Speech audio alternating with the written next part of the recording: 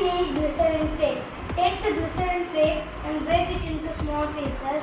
Place the glycerin flake into the measuring cup and melt it. Once the glycerin is melted, transfer it to a mold. Now add 1 drop of food coloring of your choice, 4 drops of scent of your choice.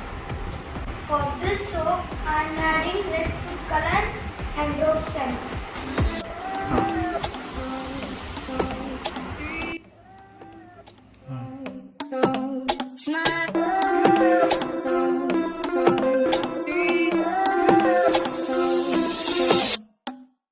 After stirring well, freeze the mixture for 20 to 30 minutes.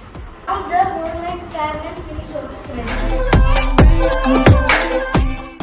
Science behind the soap. The conversion of certain chemicals into soap through heating is called saponification. Glycerin in the soap helps to moisturize the skin.